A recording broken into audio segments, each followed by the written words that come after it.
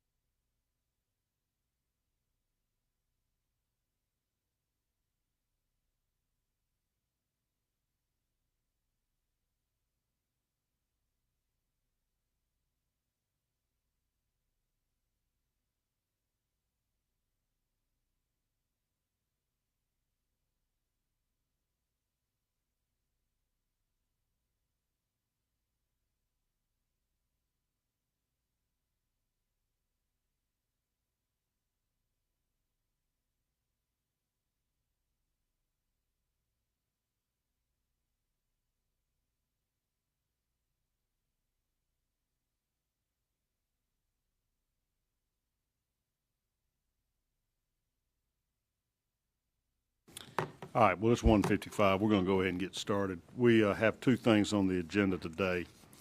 The first was to approve our last minutes. We will need a quorum to do that, but we do not need a quorum to take testimony, so we'll go ahead and proceed here today. So I will officially call the Senate Special Committee on Investigations to order and welcome everybody here today.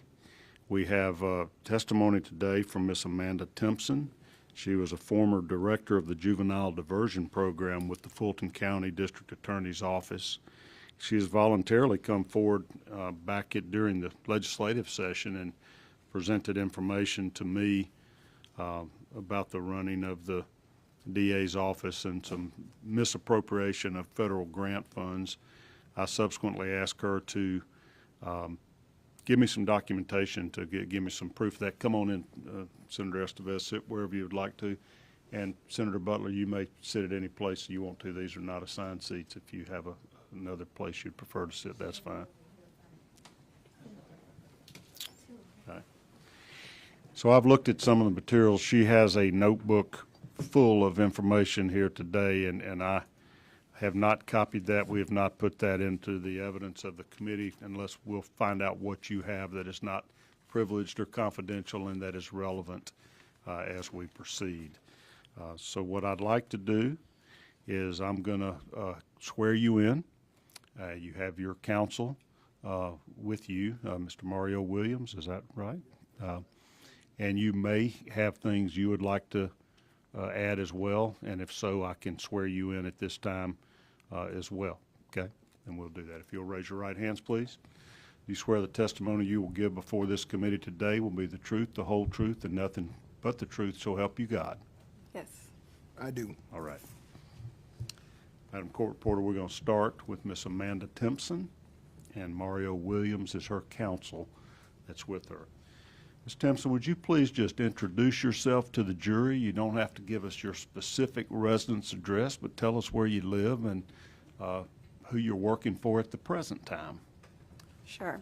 My name is Amanda Timpson. I am a resident of Fulton County, and currently I work for the Momentum Advisory Collective, a national nonprofit working with justice-involved youth.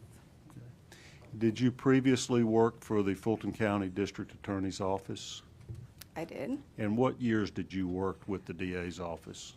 I worked with the DA's office from 2018 to 2022. Okay. Would you give us just a little bit of background on your educational history, your educational background? Sure. I have a bachelor's degree in sociology from Georgia State.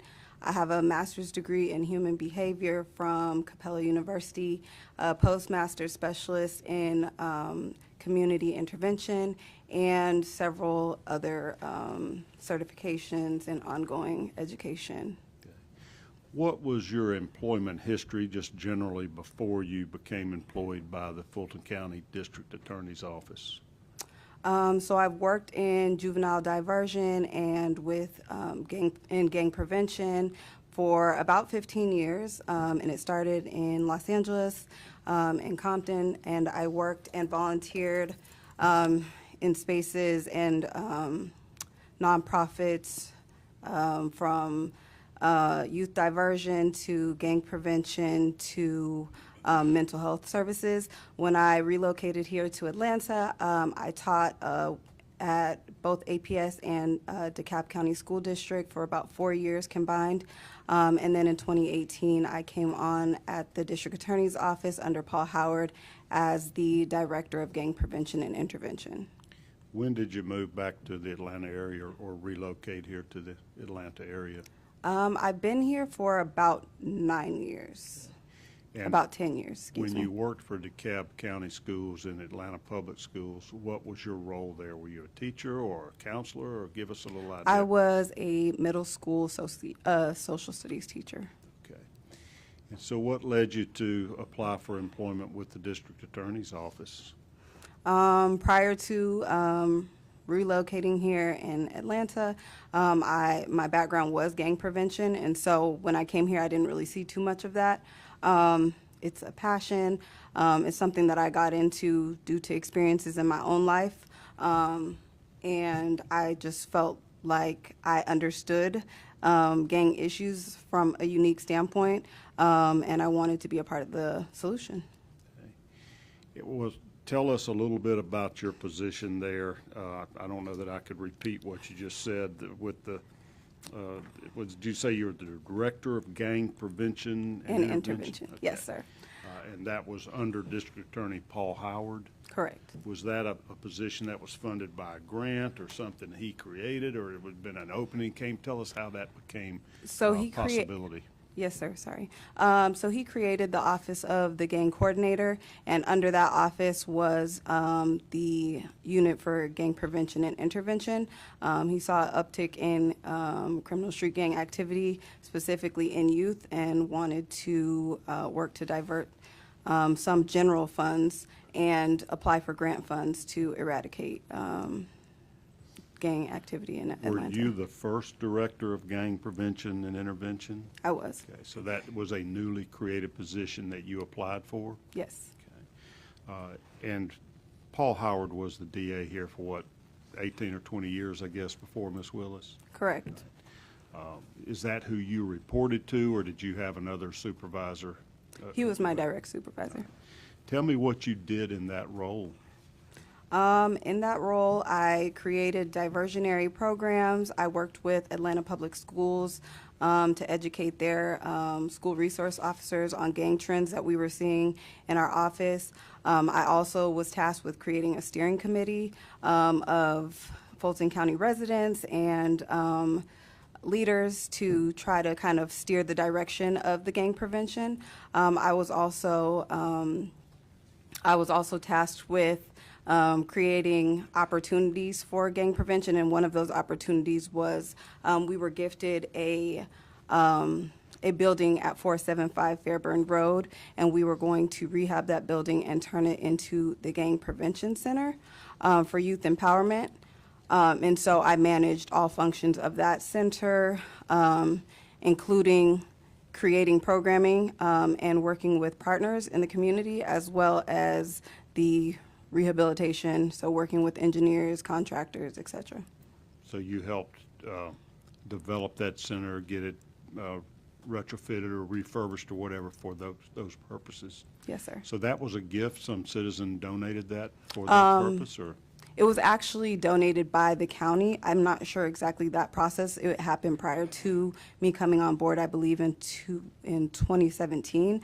The county gifted it to the DA's office, and the DA's office sought to create a gang prevention center. Okay.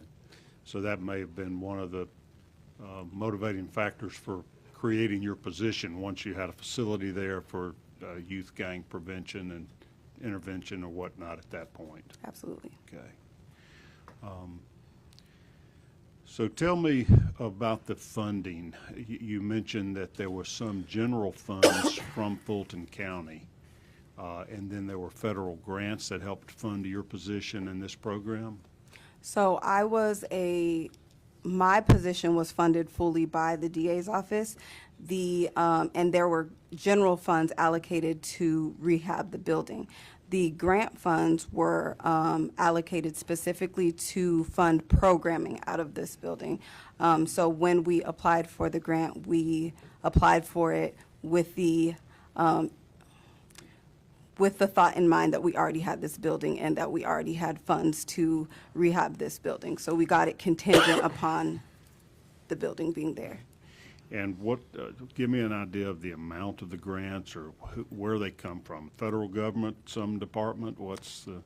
Yes, there was one specific grant that was specific to the building, and that was the the 2020 OJJDP Gang Prevention Grant.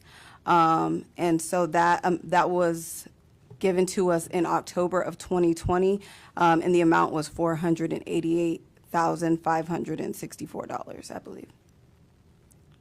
All right, so tell me what that stands for, OJJDP? The Office of Juvenile Justice and Delinquency Prevention. So was that something that you had a part in applying for that grant? Yes, I helped co-write the grant myself, My colleague and our grant writer all contributed to co-writing that grant in early 2020, I believe. So you submit that to the Office of Juvenile Justice at the federal level. Yes, sir. I guess other DA offices around the country also can apply for these type of grants? Yes, they're very competitive. And you won. You got the, Yeah. it was granted to you? Yes, sir. All right, and that amount was $488,564. Yes. What were the funds to be used for? Do you have to specify that when you apply for a grant, how much money you need and what you're going to spend it on? Yes. And I think one of the reasons that we were awarded the grant was because our grant was so specific. So the grant consisted of us narrating basically the gang issue in Fulton County. So we broke it down by zip codes, by active gangs in those specific zip codes, by correlating schools that those gangs fed into, and then the age range was 12 to 17. So ultimately, the grant funds were supposed to be allocated for the programming that fit that age range, that population, and so the programming would consist of sub-awardees, which are other organizations that are doing the work in the community. We don't necessarily do all of the work. A lot of times we manage the work. But all of that was supposed to be done out of the gang center, if that makes sense. That does. So you, as the coordinator, would have other private organizations that are charitable organizations wanting to intervene with troubled youth to prevent gang violence? Yes, Okay. and in this situation, it was all nonprofits and excluding Fulton County Schools and Atlanta Public Schools. Were they engaged or involved as well? Yes. But you didn't have to pay them for their We did. services? Right. We did. Some of these nonprofits you would provide funding to funneled through this grant? Correct. Okay. What are the rules around federal grants? You sound pretty savvy about that. Are there specific reporting requirements or spending limitations? What happens once you obtain the grant? So once you obtain the grant, you have to provide a clear budget. And once you do that, they'll release the funds. Once you release the funds, you have to basically show your work. So that is manifested in a quarterly report. So you manage your sub-recipients, and then every 4 months you send in a quarterly report that basically illustrates what you've done with the money and ensures that there is that you're following the grant. Right. And so that initial budget, do you have to lay it out to the federal agency how you intend to spend the money? Correct. They get to approve or reject that, or is that part of the application process? A little bit of both. In the application, you outline what your intentions are, but you have a certain amount of time to go back and say, once you've gotten the award, say something doesn't work out, say a nonprofit closes their doors and they no longer can be your partner, then obviously you can find somebody else that does comparable work, and then they could fill that spot. But there's not a lot of leeway because they obviously give you the money for specific things. So unless you can ensure that you are still doing those specific things, then that's the only way that you can get an exception. Was any portion of this grant intended for salaries or compensation for employees of the district attorney's office? There was. Part of the grant was to, I believe, the community resource officer. On the grant, I believe 50% of their salary was paid by this grant. And so that was the only portion. Their salary and their fringe benefits were paid by this grant. Was any of your salary paid for by this grant? No, because I was a district attorney's full-time employee. All right. When was that application submitted? You don't have to give me the precise date, but just the general time frame. You know, COVID messed up my dates, but I believe it was either the very end of 2019 or that first part of 2020. And when was it granted, or when did you learn you had obtained that grant? The last week in October of 2020. Okay. And so Fani Willis would have been elected in the first week of November of 2020. Yes, she was elected a week after.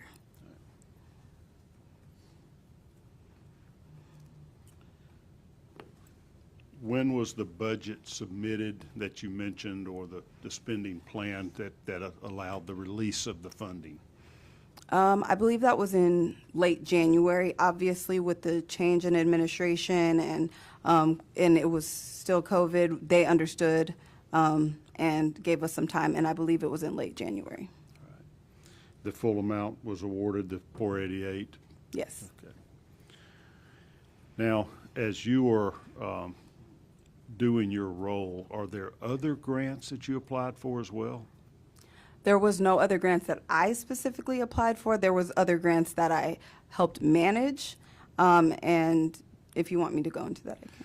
Yeah, we learned an awful lot our last meeting about the Fulton County DA's office budget, that they get some state funds, they get, their allocation or I don't know what you call it, their funding from the county itself, and then they get all these federal programs or federal grants as well.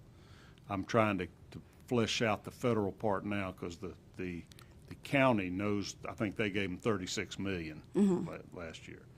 And they mentioned a big $75 million amount of basically COVID funds that it wasn't all spent to the DA's office, but for the justice system. But I don't know that anybody really knows what the total budget is at the DA's office, or how much of that is funded through federal grants. And so I'm trying to get you to educate me a little bit. You knew specifically about this OJJDP grant. Yes, because sir. you helped write it. Yes. But there are other ones that you would have helped manage or administer.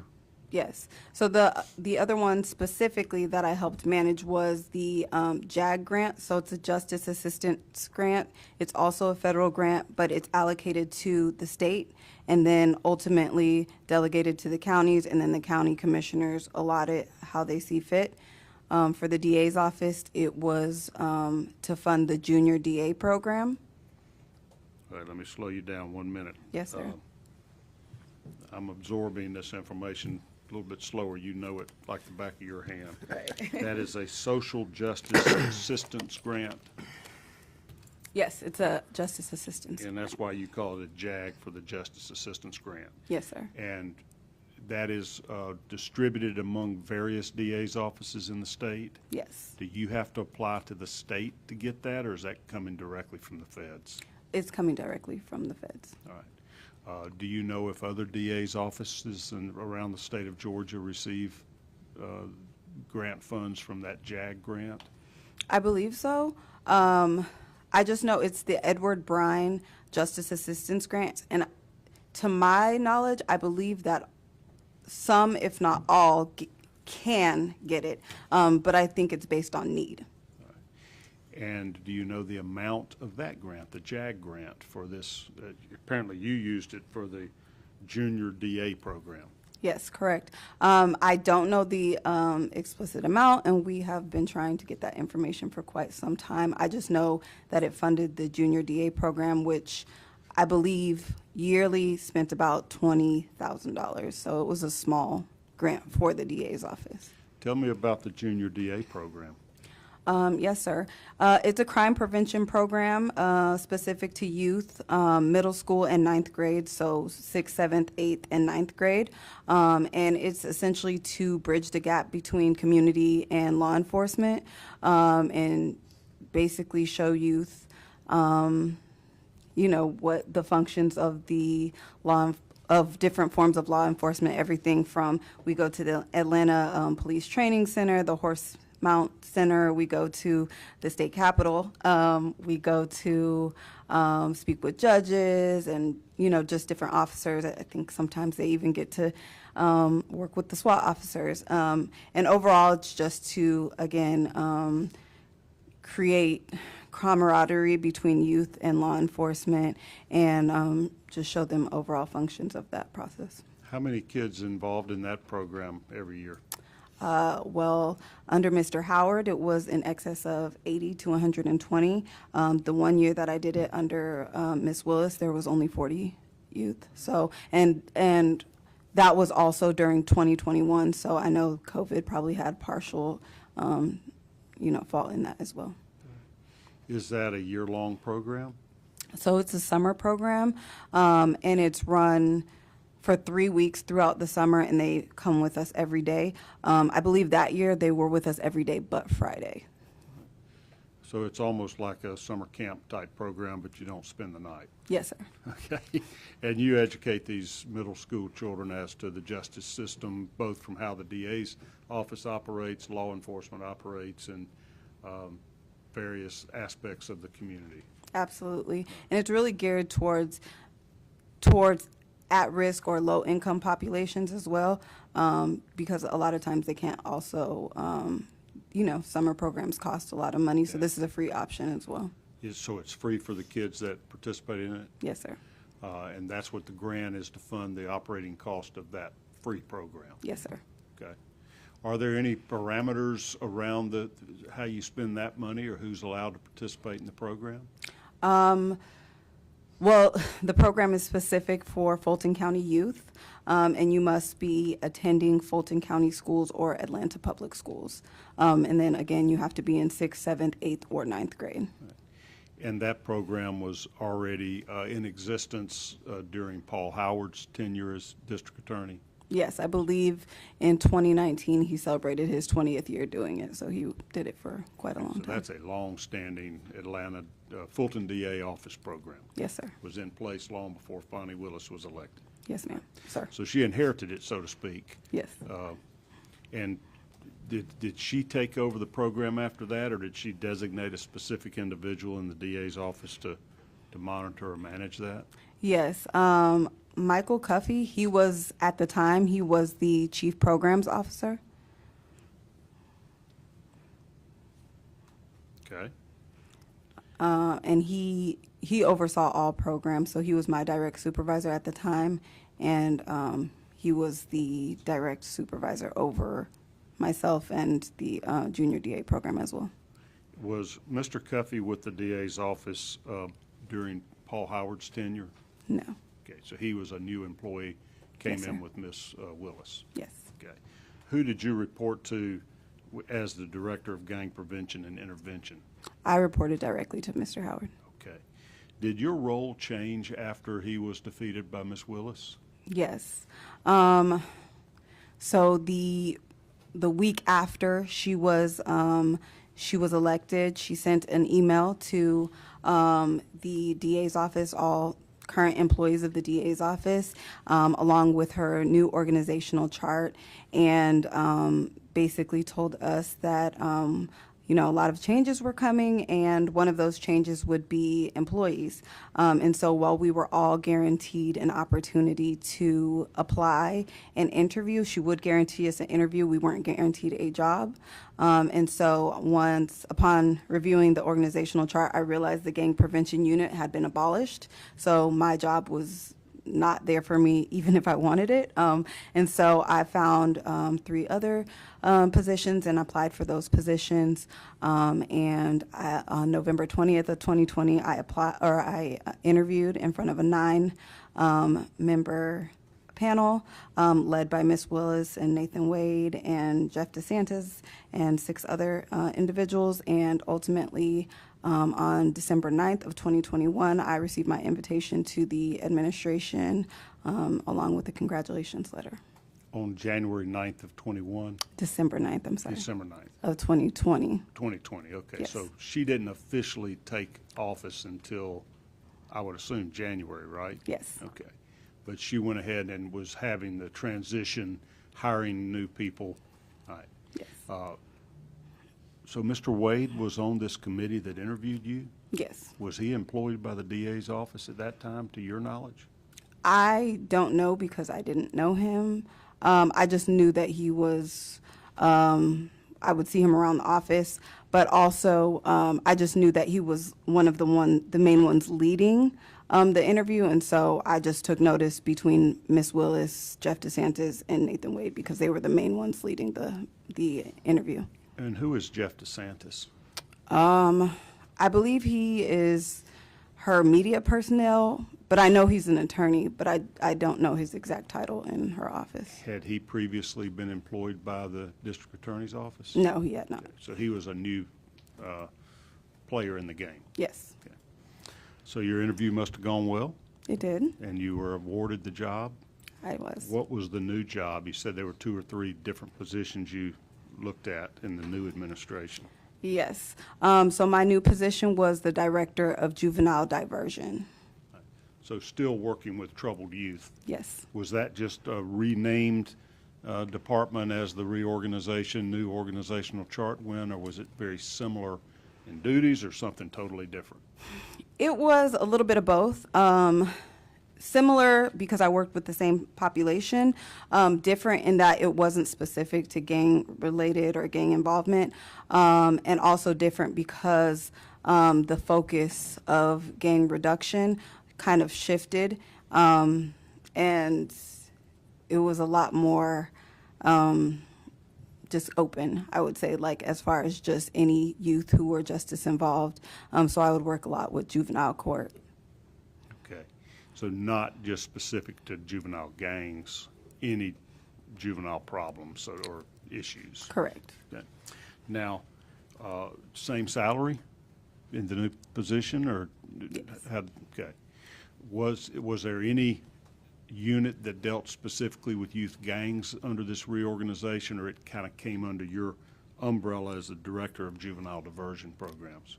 Yes, there was, so it came under my purview, so there was no more gang-specific unit other than the prosecution unit, the gang unit of attorneys I am program, so there was no programs for.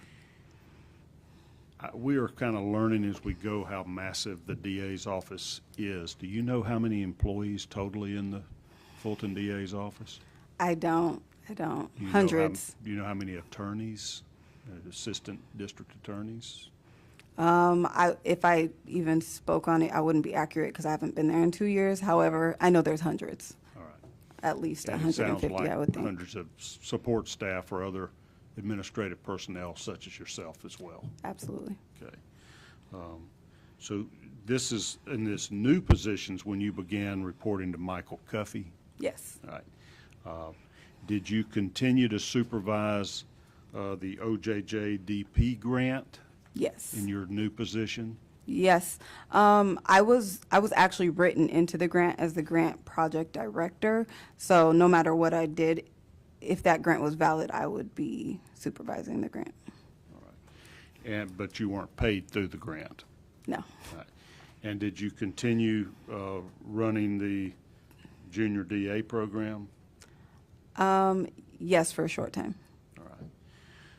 All right. Well, as 2021 begins, you're in your new role that has the same duties and more, and you're now reporting to Michael Cuffey instead of Paul Howard. Correct. Did you notice any irregularities or problems with the administration of this OJJDP grant?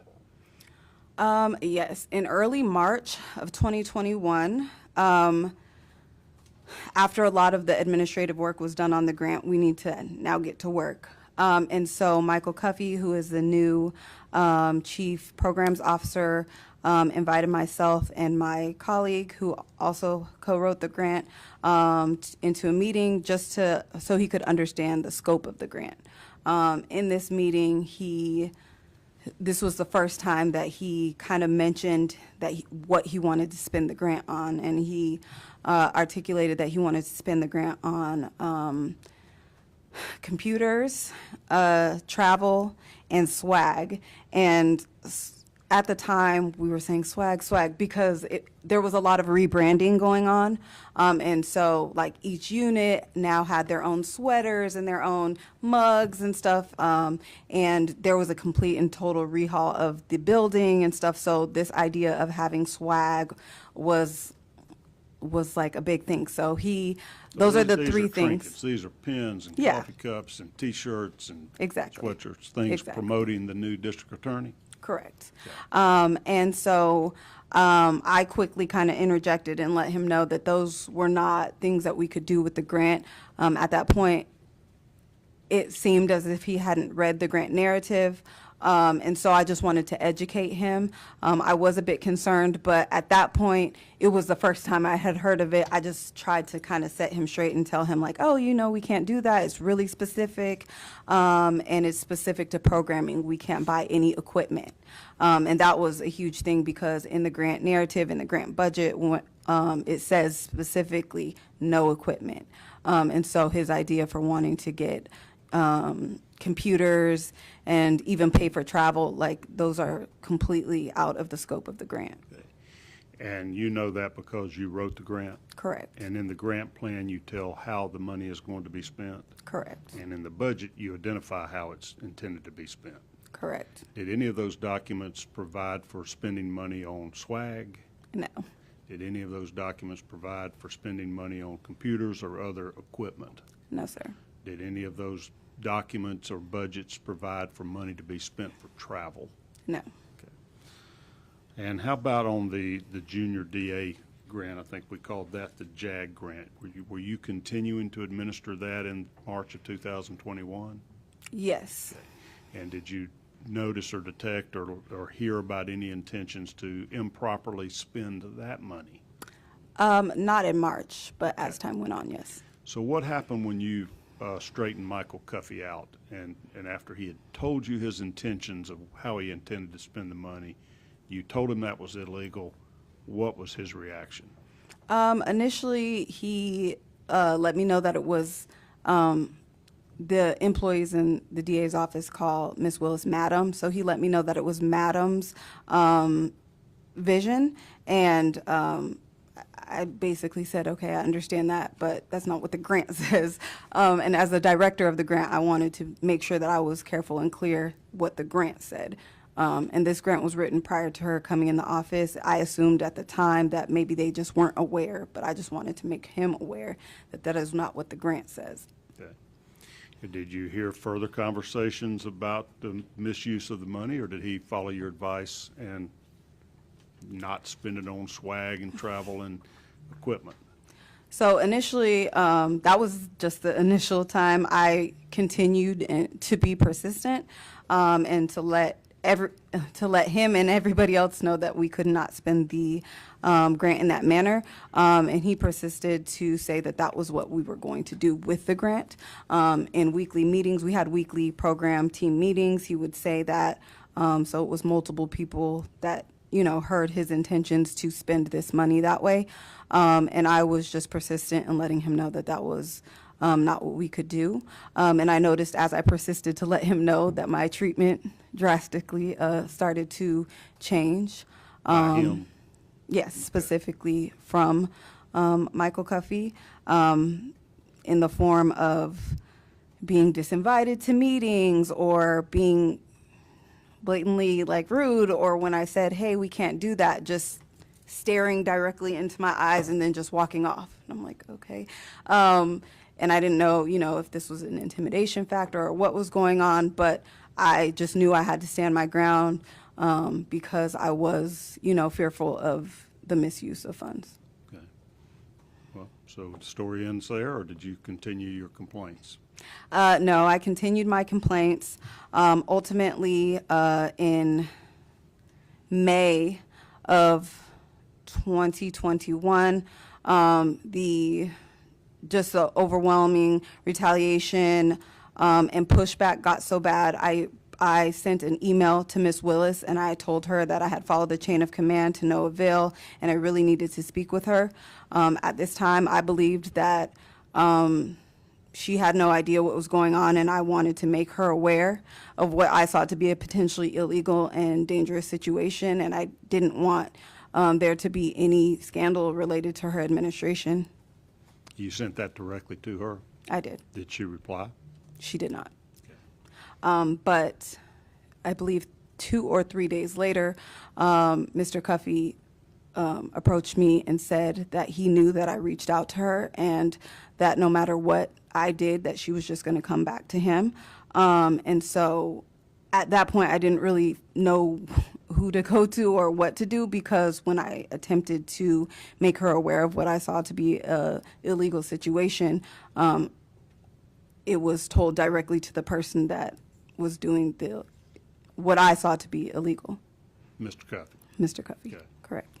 Did you complain to anybody else other than Mr. Cuffey in your email to Fani Willis? Not in my initial email. Things started to progress as far as my retaliation. It was almost daily that it was something. If it wasn't something, it was, something else.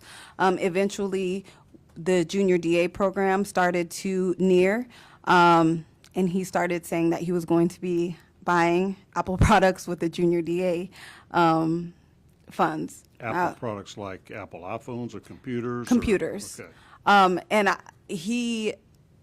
I don't know why, but he just really wanted these Apple computers. So I let him know that we couldn't do that with the junior DA funds either. And so he took me off directing the junior DA program and put other people in my place. And then eventually, when junior DA started in June of 2021, I noticed that there were youth in the program that were not Fulton County residents, weren't even residents of the state of Georgia. There were youth in the program from Florida, from Wisconsin.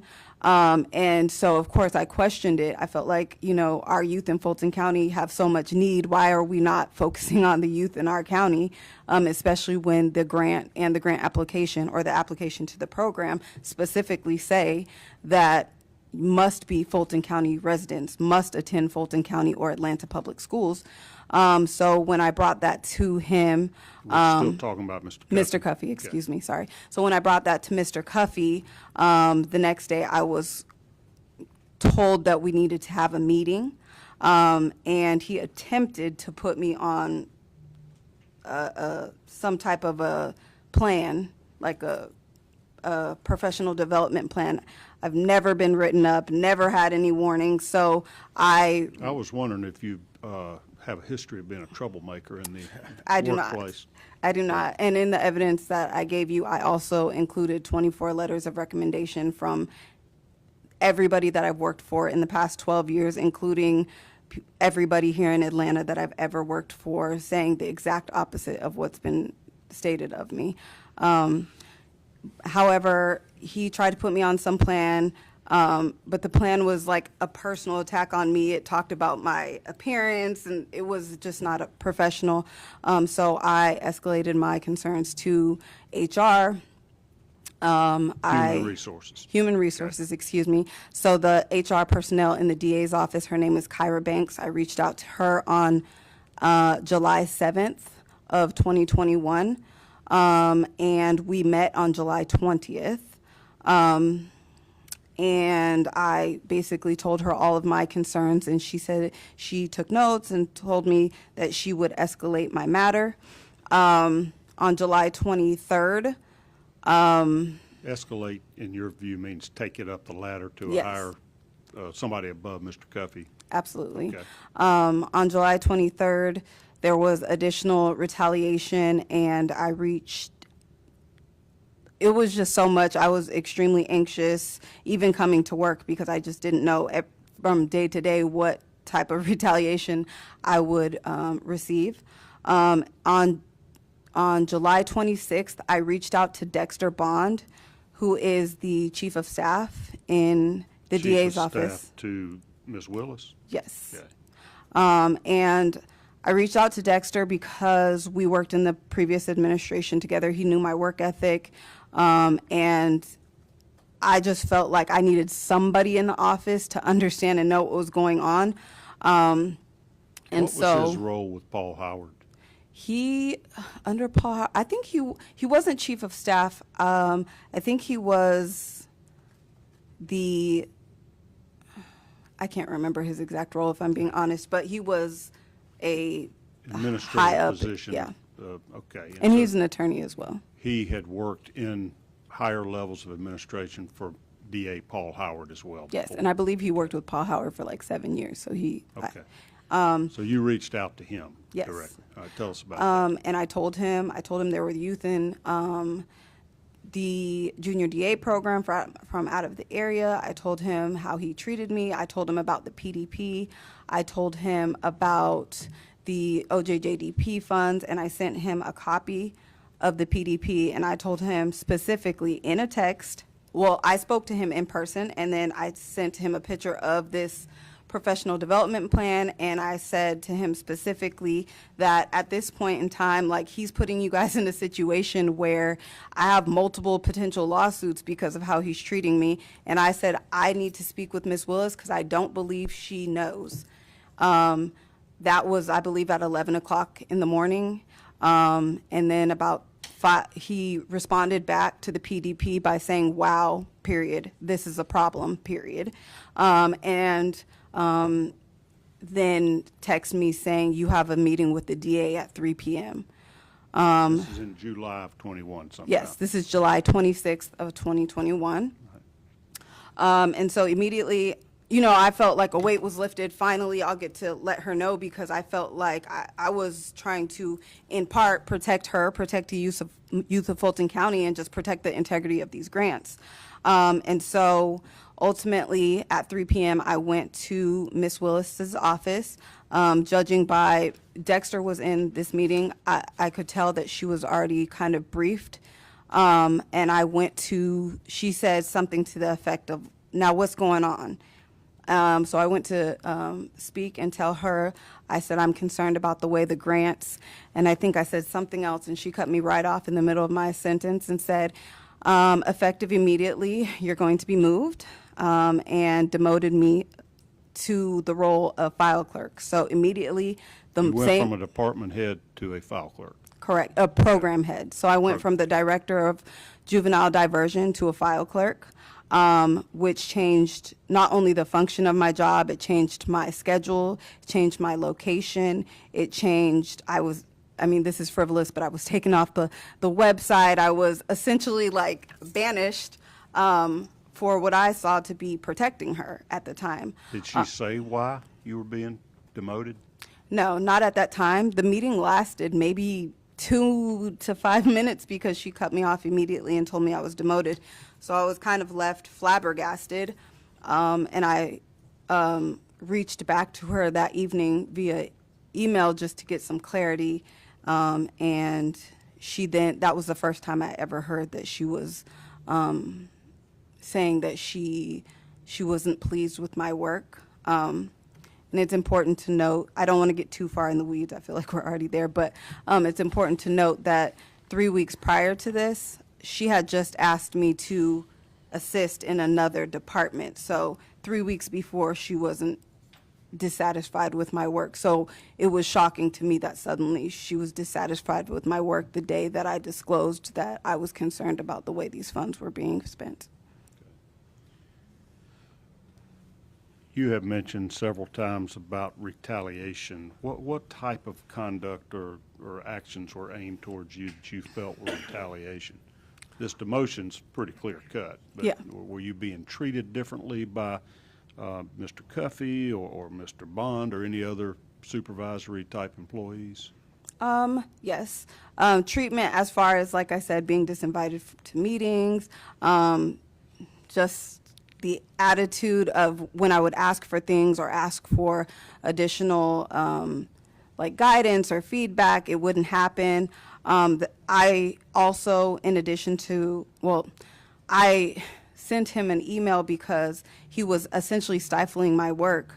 I was completing tasks that Ms. Willis had asked me in previous meetings, and I would be asking him like, hey, did you get this to her? Hey, I've had this done. Did you look over it? I'm waiting for your feedback. And I was just essentially put on the back burner. Also, like the PDP, the demotion was the first act from Ms. Willis directly. And then after that, because of the change in my work schedule and the change in my work location. I had asked for accommodations or a different setting because they were rehabbing the building, and it was causing me some health issues because I have pre-existing existing condition. And I was told no, and told if I brought it up again, it would negatively impact my future evaluations, which would impact my employment. And about an hour later, my laptop was confiscated, so I couldn't work from home even if I wanted to. Sometimes I would come to work, and now as a file clerk, I would literally be putting thousands of documents into alphabetical order and then creating an Excel spreadsheet. And things What would. department were you in as a file clerk?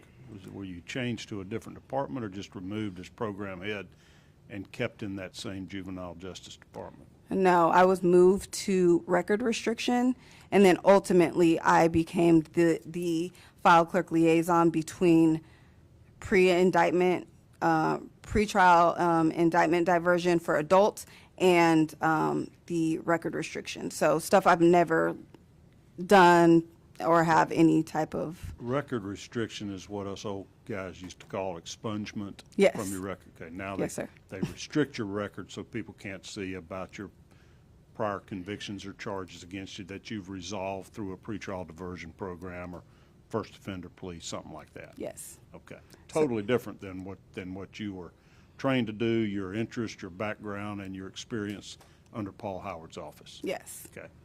And then I didn't receive any real training, so I couldn't go into certain systems. The only thing I could really do is put things in alphabetical order and put them into Excel spreadsheets, and that's what I did.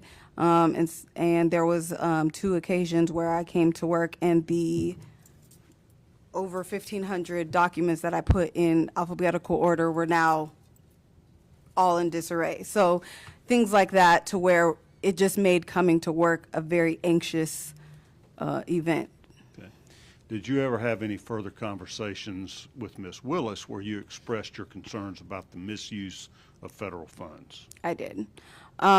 So on November 19th of 2021, I had an opportunity to speak with Ms. Willis again. And because the fact that the first time I spoke with her regarding these funds, I was demoted, I decided to record her. And I think it was just because I was fearful of what type of retaliation even bringing it up would have. But also, again, like my track record with her was the last time I did this, I was demoted. And so I did have a chance to speak with her, and I told her. Was that an in-person conversation? It was an in-person conversation. How did you record that conversation? On my phone. All right, tell us about that conversation. Yes, sir. I just spoke with her and told her about my concerns with the grants and how I knew that the grants were allocated for a specific purpose, and the way that Mr. Cuffey was essentially stating that he wanted to spend the grants was illegal. It was impossible under the grant. And she said that she didn't disagree with me, and she said she really wanted me to listen to the words that she was saying, that I wasn't necessarily wrong, essentially.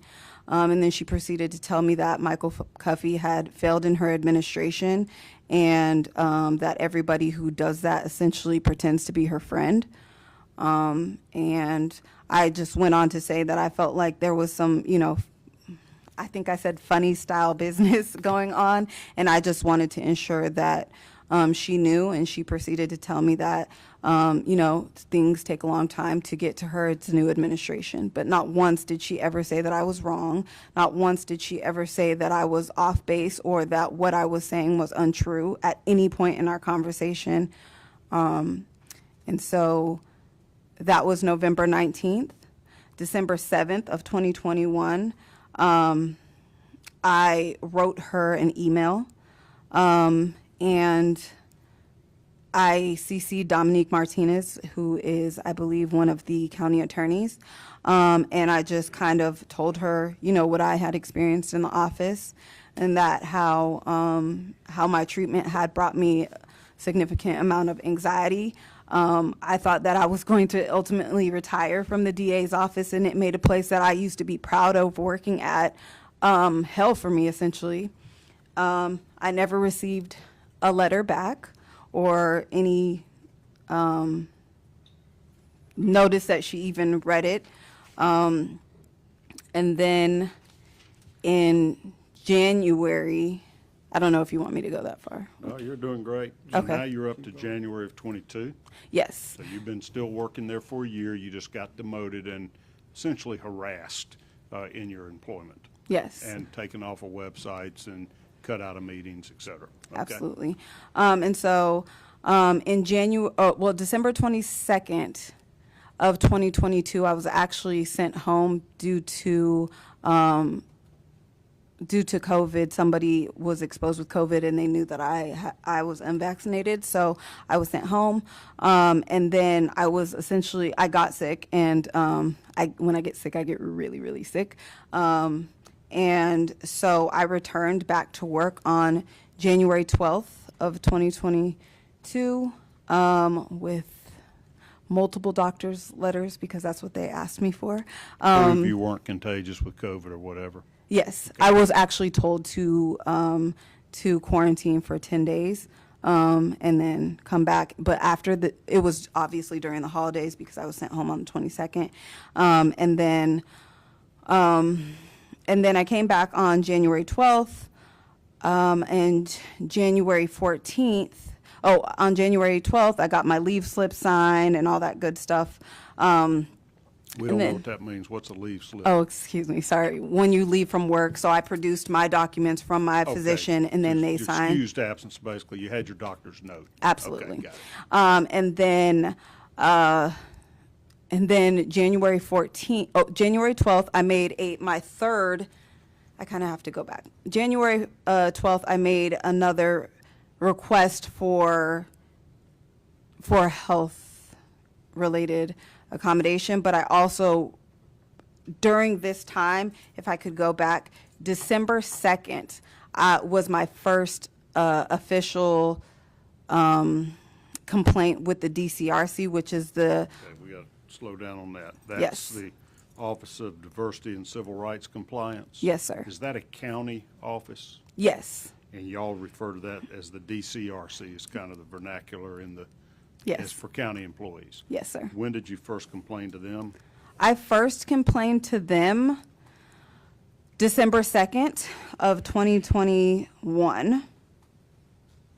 And I made another complaint, I believe, on December 18th, if I'm not mistaken. Okay. And then I made my third, well, let me get to the January 14th. So January 14th,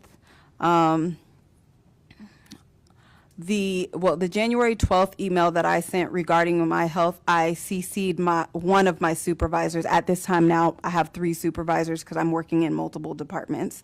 And on the morning of, or on January 13th, she asked me what it was about, and then January 14th, she asked me into her office just to make sure I was okay, or so I thought. So I had a discussion with her. I had a pre-arranged meeting with the director of the DCRC, Niger Thomas, at 1 p.m. on January 14th of 2022. Okay. Following my conversation with Miss Ramona Toole That about... was the supervisor that you had talked to? Yes, she was my supervisor. I essentially, unfortunately, told her everything. I just told her, what was going on. I told her about my health issues. I told her about the retaliation. And so following that meeting, I had my prearranged meeting with Miss Niger Thomas. I went to that meeting with Ms. Niger Thomas at 1 p.m. She is the director of the Office of Diversity and Civil Rights Compliance. She was at the time. Now it's Melissa Cathrell, but she was at the time. And I went in there to speak with her about the whistleblowing and how ultimately the whistleblowing led to all this additional retaliation. And I was in her office for probably about 90 minutes. The whistleblowing was bringing up the misuse of federal funds. Correct. Okay. And so I was in her office for about 90 minutes. While I was in the office with her, I received to my county phone a request for a meeting request for January 18th at 2 p.m. From Ms. Willis and Dexter Bond. I told Ms. Niger Thomas in that meeting that I did not feel safe going into that meeting by myself. And she said that she would have a member of the Fulton County Human Resources Department accompany me to that meeting if I didn't feel safe. And I asked. Did Ms. Willis tell you in that phone text the purpose or the reason for the January 18th meeting? No, it was just it just came to my email from my phone, from my county phone. So it was an email. Yes. And so I guess I left that meeting scared, but kind of glad that I felt somebody else was essentially like in my corner to advocate for me. Somebody would be with me at that meeting on the 18th, so I wouldn't be by myself. And I went back to my area and continued on my Excel spreadsheet that I started that morning. About 20 to 25 minutes later, there's like a knock on the side of the thing, and they said Capers Green, who was the chief investigator for under Ms. Willis, he said, Ms. Timpson, I got some unfortunate documentation for you. I need you to get your stuff and we're going to walk you out the building. And he handed me my termination letter. And immediately after you meeting with the director of the Diversity and Civil Rights Compliance Division. yes, You think she ratted you out or told them that you were making these complaints? I believe that Ramona Toole in the conversation that we had that morning went directly to Ms. Willis. And I think that it's possible that Niger Thomas said something. I cannot speak to that. But I think it's more likely that Ramona Toole, who is a good friend and ally of Ms. Willis, must have went to her office and let her know that I told her what was going on.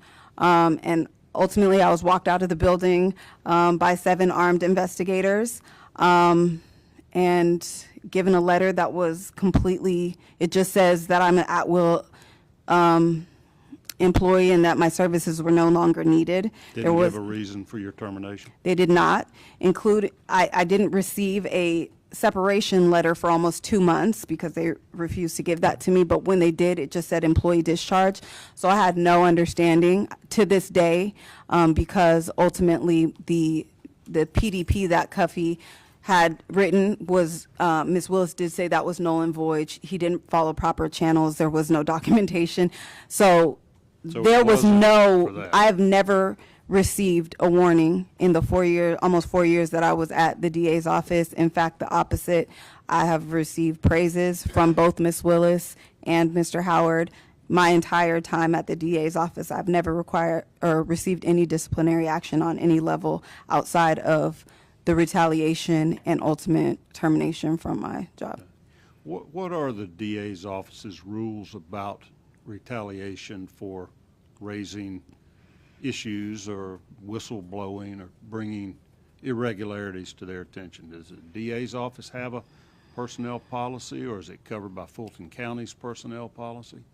My understanding is, well, at the time that I was fired, under Ms. Willis, they didn't have an employee handbook. That was something that was still being worked on, so there was no policy, so we fell under the Fulton County policy.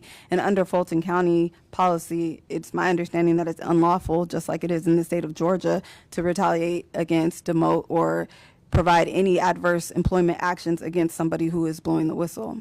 Okay. And after that, you're out of work.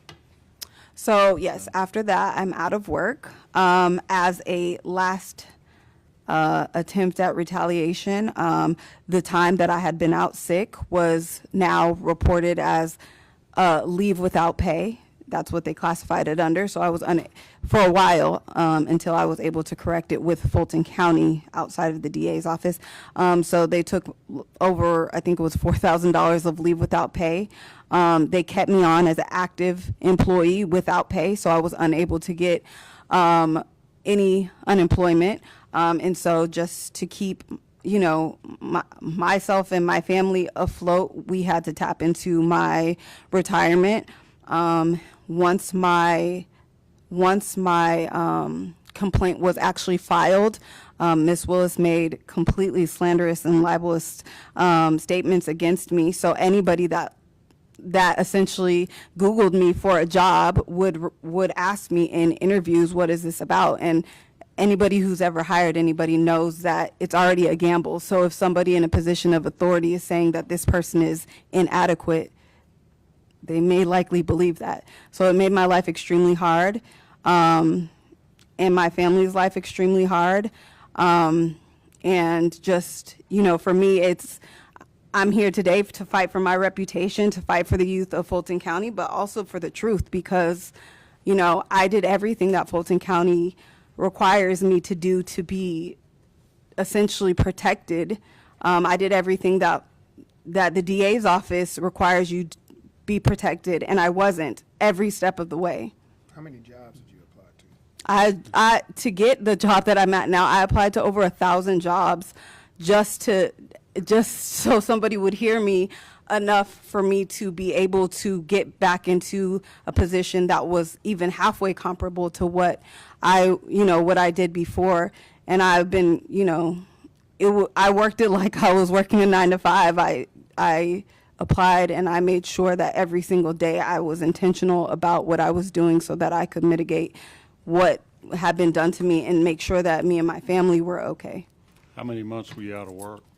I think total it was 5, but then after that it was the initial job that I got was just a floater job, essentially to make sure, you know, we didn't lose our home and stuff. But it took me until September of 2023 to land a job that was comparable to what I had at the DA's office. Okay. And you ultimately filed a whistleblower lawsuit, I did. and that's Mr. Mario Williams is your attorney here with you today. Correct. Is he handling that lawsuit for you as well? He is. Okay. I'm going to ask him some questions, and we're going to take a short little break. You have mentioned a number of documents. You've got a gigantic stack of them there in your notebook. Yes. I had an opportunity to review some of that, and there's a few that I'm going to get the Secretary of the Senate to make copies of that we may want in evidence before this committee. Yes, sir. And when you come back, I'll have you identify those, and we'll mark them, and we'll send them out to members of the committee. Everybody can have one. We'll make sure that they don't contain confidential information that would be disparaging to you or embarrassing in any way, okay? Absolutely. So let's take about a 5 or 10 minute break, and we'll be back. And I don't think we'll go too much longer after that, but I am going to give you a chance, Okay. Mr. Williams, when we come back to explain the lawsuit process and what's going on with that, okay? Thank you, Chairman. Thank you. Sorry about that.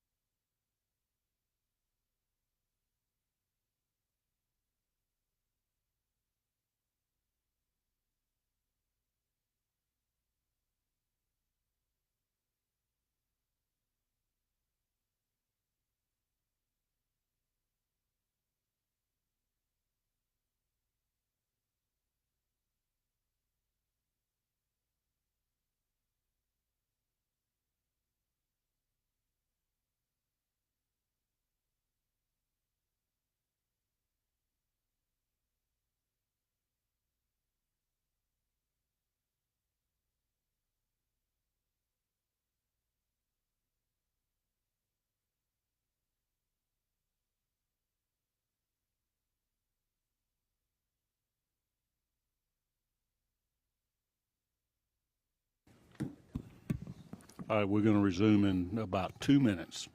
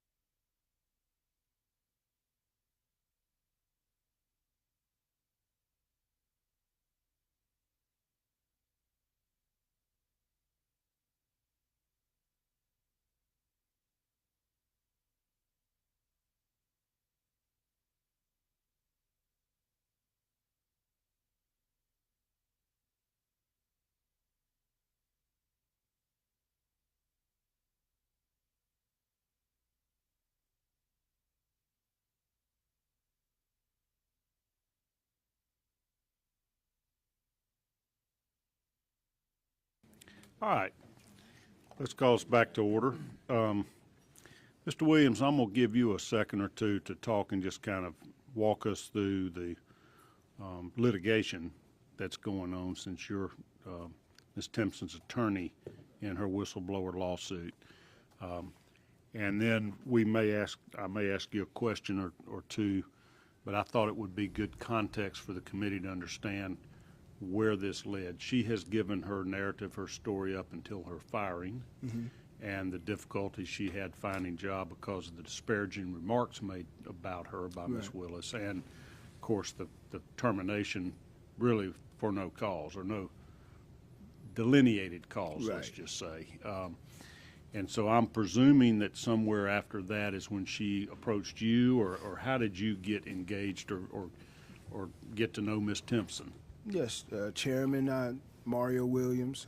I represent Amanda Timpson. Pull that mic up a little closer. I represent Amanda. Can you hear me better? Sure, I can hear you better I represent now. Amanda Timpson, and after Ms. Timpson was terminated, and she tried to resolve this herself with the district attorney and just trying to figure out what's going on. She approached me.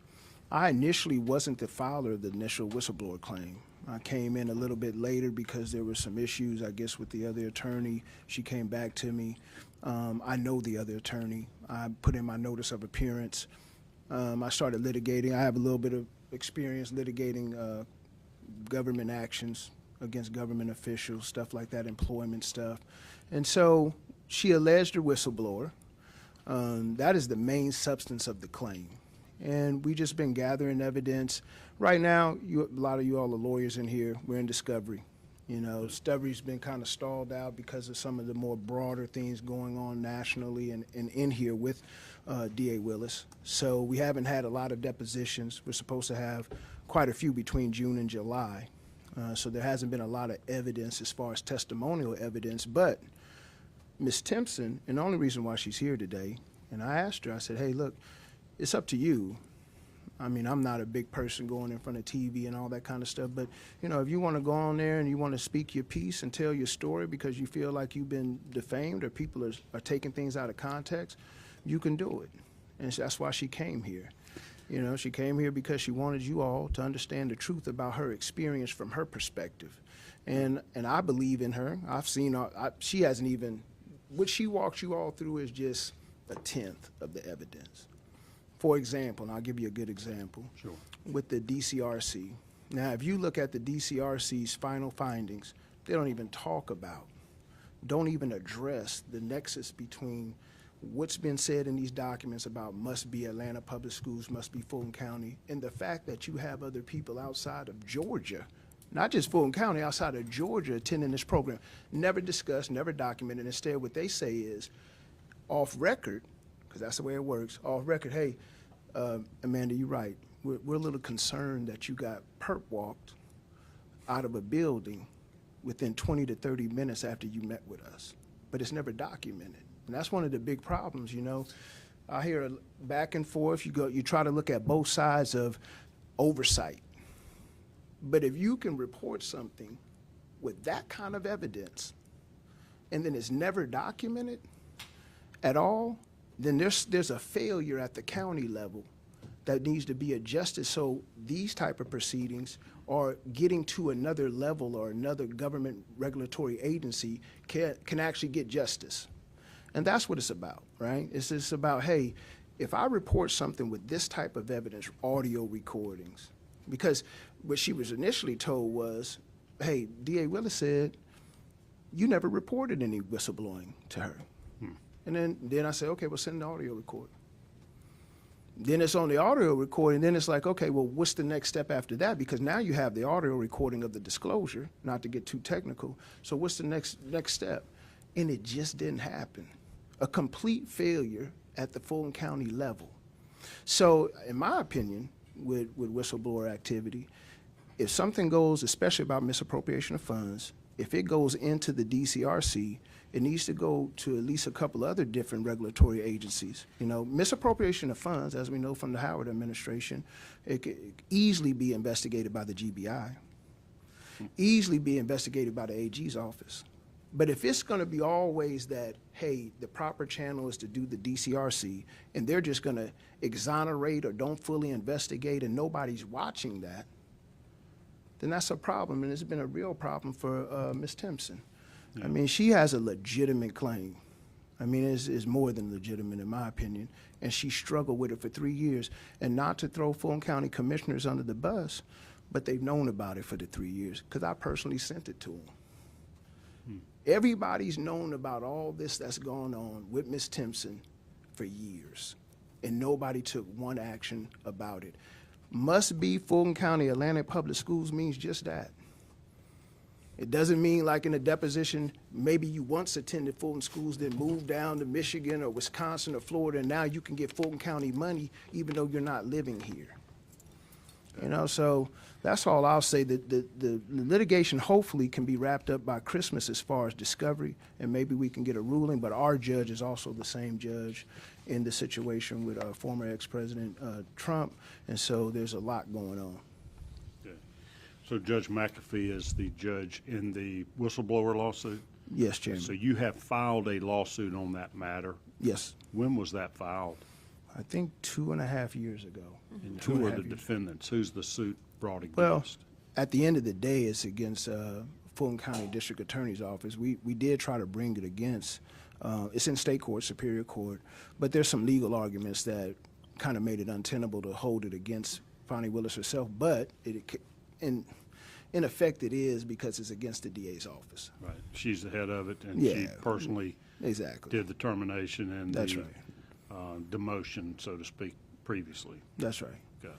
And I don't want to get, I don't want to preach or anything, but you have to have a lot of confidence in yourself to fire somebody within 20 minutes of talking to a compliance division. Right. You got to really believe in your heart, man, it doesn't matter. You can't do nothing to me if you're taking those type of actions, because a DA is a lawyer. Right. You already know the timing is going to mean everything to a judge, and you just did it anyways. Without any other type of excuse or Nothing. pretext. Didn't even try to write up anything. Knew that she had a disciplinary file that was 0. Came up with emails and stuff after the fact, after the termination, which are easily disprovable, but we don't need to get into all that. But Okay. you just have to have a lot of hubris to say, hey, look, you meeting with the DCRC, you just met with one of my main input, I'm going to fire you right now. 7 officers to take Amanda Timpson out of the building. I mean, come on. Almost treated her like she was threatening to bomb the place. Give me about a 3-minute explanation of whistleblower laws. What prevents that? What makes it illegal? What creates a cause of action if somebody is retaliated against or Well, bringing attention to a public corruption or misuse of funds? It's been up to the Court of Appeals a couple of times, but it really comes down to this. If you report or you perceive that a public official engaged in misappropriation of funds and you disclose that, and that disclosure, in response to that, you were retaliated in adverse employment action. What does that really mean? Here we don't have a problem because she was terminated. Then you can bring a claim under Georgia's whistleblower statute, and I believe you have to do it within 1 year. Right. That's it. And so there would have been a series of actions that were deemed retaliatory. That was Absolutely. The harassment on the job, the demotion, and ultimately the termination. Yeah, so what I would bring your attention to, harassment happens a lot. We're in the 11th Circuit. So you start talking about a hostile work environment, you got to bring a lot of information to prove that. But what Amanda has in her favor is when you send a text message, which I reviewed, and you say, hey, look, you all are not doing anything. I need to talk to Fani Willis. There is a lot of claims that I can, and you list the claims that you think she was wrong about some of them, but she's not a lawyer. But you list these legal claims that you think you have again, and you meet with a person, they say, okay, today, file clerk. I mean, the timing of that is just inescapable. Now, you can come back later and say, well, I did that to protect you. Really, you knocked me off my entire career path to protect me? You took me from a directorship to put me over here to stapling papers and numbering, like, not to diminish, all jobs are needed. Right. But you knock me off of my career path, and you say it's not retaliation, and you say things like, hey, I didn't take your money away from you, so we're good. No, we're not good. And then you have the situation within 45 days of having that recorded meeting, she gets terminated and gets terminated on the day that she meets with the DCRC, and all the harassment that comes in between. It's not just harassment. It's taking affirmative steps to try to derail your career. Okay. And they effectively did that. I mean, look, you all know about economic damage experts. My economic damage expert, and this is kudos to Ms. Timpson, said, hey, I've never seen anybody mitigate a job loss like this. I hate to even give you this low number, Mario, but I got to give it to you because she did such a good job of getting right back on the horse and riding and trying to get a job for herself. The 1,000 That's right. applications for jobs. Yep. Okay. So that's where we're at. All righty. So this lawsuit was filed then back in 2022, Yes. and have depositions been taken? You mentioned discovery. That's request for production of documents and interrogatories and depositions. How much has been done? I think we've had one or two depositions. We've sent out 30B6 notices, request for production of documents. We had ESI discovery, so that always takes a while, especially with some of the cyber attacks that have been going on. And we're looking at trying to wrap this up discovery-wise in probably August. Has the DA's office been cooperative with discovery? No, and I'm gonna tell you why I say that. You know, in Georgia, and I've done this many a times, you can actually do open records requests while you're in discovery. Now, it used to be you didn't even have to notify the opposing counsel, but then they changed it and said, look, you can't just be going around our back doing this. So I did one, notified opposing counsel. Fani Willis' office has not responded effectively with the documentation to this day. And all I asked for, because it became an issue in the case, which is an issue, but hey, we have the right to spend the money the way we want to spend it. It doesn't matter that it says must be attending Fulton or Atlanta public schools, given to Fulton County for Fulton County residents and students. So I said, hey, show me that. And you all have the deposition. I said, hey, show me that. Show me where it says in the grant itself, you could do whatever you want. It doesn't matter that it was given to Fulton County schools. If you wanted to go to Alaska and get a student from Alaska, you could do it. Show me that. We can't get an answer about that, really, except for when the depositions, I say disingenuously answered a question and said, I just interpret that to not mean only Fulton County students. So let me point you to a couple of things, and committee members. One of these documents on top is called a project narrative. Ms. Timpson, is this a part of the grant application when you're describing what the funds are going to be used for? Yes. Okay. So on page 4, just kind of above the pie chart, whatever. So based on the demographics of court-involved youth in Fulton County, the primary demographic of this population served will be the African-American youth aged 13 to 16. I see that. Okay. And then on the JAG program, and this will be this, I don't know which exhibit number this Right. participation application is. It says under education, school attending must be in Fulton County. That's right. Yes. And is that part of that grant, that JAG grant, is that it's for Fulton County youth that must be enrolled in schools in Fulton County? Yes, and that's Okay. the actual DA's application that they put out on their own website. So, Ms. Timpson, I'm going to let you interject here for a second. How do you know that children outside of Fulton County were accepted into this program? Because I worked directly with the students, there were several that were either outside the county or the state.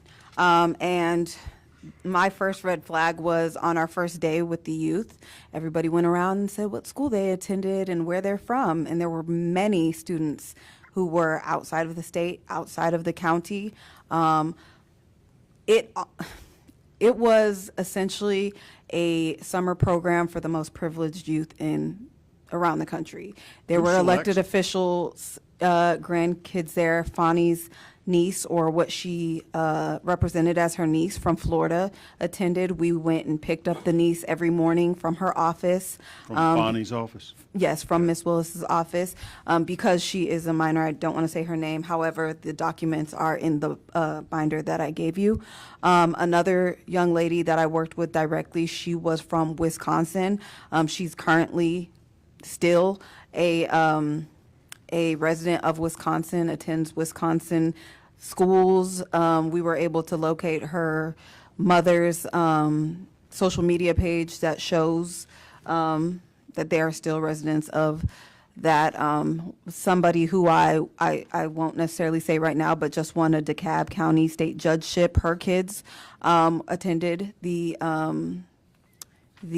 program as well. This was not a crime prevention program for at-risk youth in Fulton County. This was elected officials, kids, grandkids, cousins, nieces, nephews. And this was during the time when so many people in Fulton County were hollering about the dismay about the water boys. But what were we doing when we were given this money for these youth, but watching them on the news? And you know, that summer specifically, I just remember, you know, so many youth passing away due to gun violence. And I'm not saying that we could have changed or rewrote history, but I do always wonder how our programs, if used correctly, could have affected the youth in Fulton County for sure. Chairman, I'd like to say one thing. Go ahead.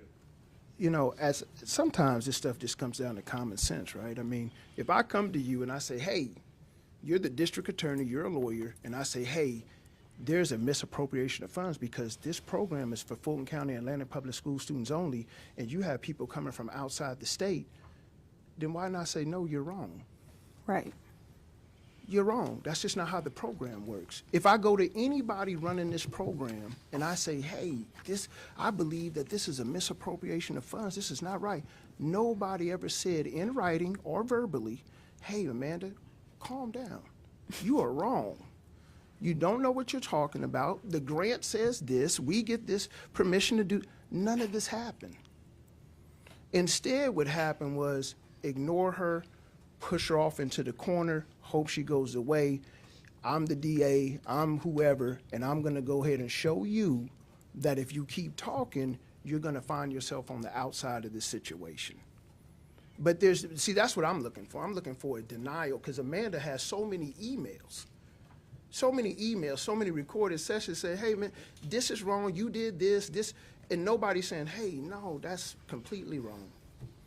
This is not a misappropriation of funds. I could go, like I said, to one of the 50 states, pick any kid I want, bring them over here, use the Fulton funds for that kid, no problem. Who decides which kids get to go to the, basically, summer camp? Well, it would have been me had I not been taken off of it. But in this regard, it was Mr. Cuffey to my knowledge. And the youth, they apply for it. And then ultimately, unless there's some huge red flag, we usually take them. Again, under Mr. Howard, it was 80 to 120 youth. So it wasn't too many that we turned around or turned away. However, again, according to my understanding, if you were out of state or out of county, that's automatic. You're not within the confines of the grant. So. And that's reflected, I've marked it as Exhibit 3, that participation application. It says you must be in Fulton County. Yes. And then on the second page, the website that describes the program says 6th to 9th graders from Atlanta and Fulton County Public Schools. Correct. Okay. And then again, on that third page, it says the youth program accepts 6th to 9th graders from Atlanta and Fulton County Correct. Public Schools. Yes. Right. So there is another exhibit that you gave me, number 4. It's the last page in our little thing, Junior DA funding breakdown. Yes, that's You got correct. that? Yes. Tell me, what's the significance of this? This was an invoice that was sent internally from the grants division. As you see, Michelle Henry sent this email out. And as you see, the second line says this is for junior DA programs funding breakdown. And this is for 2021. Line 2 says 27-inch iMac computer valued at $1,799. Line 3 said Zoom, small teams. It was like for a Zoom credentials, valued at $2,120.25 for a total of $3,919.25 of the the junior DA program was spent on those items. So it's your contention those items are not permitted under the grant? Correct.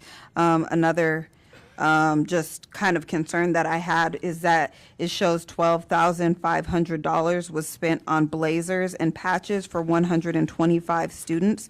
But in 2021, we only serviced 40 students, so I'm not quite sure why we spent that much on 125 blazers. Got it. Okay, on Exhibit 2, it says budget summary at the top of it. Yes. Where did that document come from? So Exhibit 2 is not Junior DA. This was the OJJDP grant, the one with the project narrative as it correlates with Exhibit 1. And this is the budget summary for the OJJDP grant, which is the $488,000 grant. And I've highlighted line D where it says equipment. And then you can kind of follow it over, and it says 0 equipment for all years of the grant. So you didn't ask for money to be used for equipment? No, there was no money for any equipment. And when the budget was provided before they released the funds, it showed you would not be spending any money for equipment? Correct. Okay.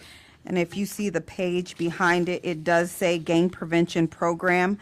It says grant. Up there in the upper left-handed corner? Correct.